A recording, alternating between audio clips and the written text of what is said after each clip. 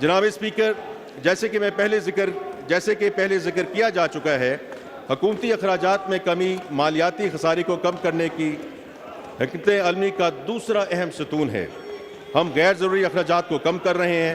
حکومت پینشن کے نظام میں اصلاحات لا رہی ہے، جس کی تفصیلات میں اپنی تقریر کے اگلے حصے میں بیان کروں گا۔ وفاقی حکومت کی تمام خالی اسامیوں کو ختم کرنے کی تجویز زیر غور ہے، جس سے 45 ارب روپے سالانہ کی بچت ہونے کا امکان ہے۔ وفاقی حکومت کے حجم اور وسائل کے ضیاع کو کم کرنے کے لیے ایک اعلیٰ سطح اور با اختیار کمیٹی تشکیل کی گئی ہے، جو حکومتی ڈھانچے کا بغور جائزہ لے گی اور اگلے 2.5 ماہ میں اپنی سفارشات کابینہ کو پیش کرے گی۔ وزیر اعظم نے رائٹ سائزنگ کے حوالے سے پہلا قدم کے طور پہ PWD کے محکمے کو بند کرنے کا اعلان کر دیا ہے۔ ملک میں کاروباری سرگرمیوں کو تیز کرنے اور برآمدات کو بڑھانے کے لیے ریگولیٹری فریم ورک کو آسان بنانا انتہائی اہم ہے۔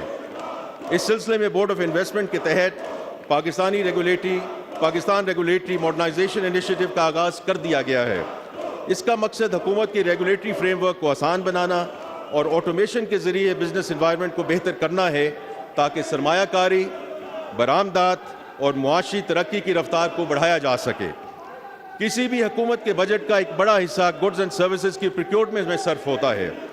پروکیورمنٹ کے نظام میں آسانی اور شفافیت کے ذریعے حکومت کی کارکردگی میں بہتری لانے کے ساتھ ساتھ وسائل کی بچت بھی کی جا سکتی ہے۔ ریسرچ کے مطابق ای پروکیورمنٹ سے سرکاری خرچ میں 10 سے 20% تک کمی لائی جا سکتی ہے۔ یہ نظام حکومتی پروکیورمنٹس میں کرپشن، فراڈ اور بدنیتی جیسے مسائل پر قابو پانے میں بھی معاون ثابت ہو سکتا ہے۔ یہ نظام اب 37 وزارتوں جبکہ 279 پروکیورنگ ایجنسیز میں نافذ ہو چکا ہے۔ اس کے تحت وفاقی حکومت میں 14 ارب روپے کی پروکیورمنٹ ہو چکی ہے۔ حکومت کا پختہ ارادہ ہے کہ تمام کی تمام پروکیورمنٹ کو اسی سال ای پروکیورمنٹ کے فریم ورک میں لایا جائے گا۔ مجھے یقین ہے کہ اخراجات اور وصولیوں کے ضمن میں کوششیں وفاقی حکومت کے لیے وسائل کی فراہمی میں مددگار ثابت ہوں گی، جس سے human resource development, social protection اور کلائمیٹ ریزیلینس کے لیے وسائل دستیاب ہوں گے۔ جناب اسپیکر، میں سمجھتا ہوں کہ حکومتوں کو کاروبار نہیں کرنا چاہیے۔ وزیر اعظم کمرشل اسپیس میں حکومتی عمل دخل کو کم کرنے اور نجی شعبے کو فروغ دینے پر پختہ یقین رکھتے ہیں۔ اس لیے ہم نے نجکاری کو ایک کلیدی ترجیح بنایا ہے۔ ہم نہ صرف PIA، Roosevelt hotel, house building finance corporation اور فرسٹ ویمن بینک جیسے اداروں کی جاری نجکاری میں تیزی لائیں گے، بلکہ نجی شعبے کی سرمایہ کاری کے لیے دیگر SOEs کو پیش کرنے کا ایک ٹھوس پروگرام بھی شروع کرنے جا رہے ہیں۔ آنے والے سالوں میں توانائی، مالیاتی اور صنعتی شعبوں میں SOEs کی ملکیت اور انتظام کی نجی شعبے کو منتقلی پر خصوصی توجہ دی جائے گی۔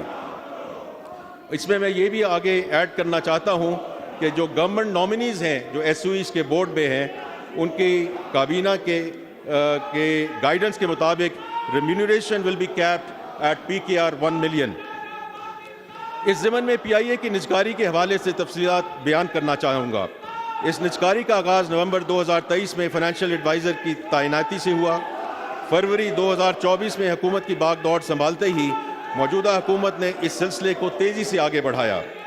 مارچ 2024 میں PIA ہولڈنگ کمپنی کی تشکیل کی گئی، جس کے بعد 622 ارب روپے کی لائبلٹی کو PIA سے منتقل کیا گیا۔ اس سلسلے کو آگے بڑھاتے ہوئے پریویٹائزیشن کمیشن نے اپریل 2024 میں PIA کی نجکاری کے لیے قومی اور غیر ملکی اخبارات میں اشتہارات کے ذریعے ایکسپریشن آف انٹرسٹ کو دعوت دی۔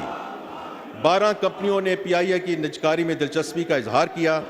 3 جون کو پریویٹائزیشن کمیشن کے بورڈ نے 6 کمپنیوں کو پری کوالیفائی کیا۔ اگست 2024 کے پہلے ہفتے میں سرمایہ کاروں کی جانب سے بڈز منگوا لی جائیں گی، جس کے بعد یہ سلسلہ پایہ تکمیل کو انشاءاللہ پہنچے گا۔ انٹرنیشنل بیسٹ پریکٹس کے مطابق حکومت ملک کے بڑے ہوائی اڈوں کو بھی آؤٹ سورس کر رہی ہے۔ اس سے ایک طرف مسافروں کو بہتر سہولیات میسر آئیں گی اور دوسری جانب ہوائی اڈوں سے حاصل ہونے والی آمدن میں اضافہ ہوگا۔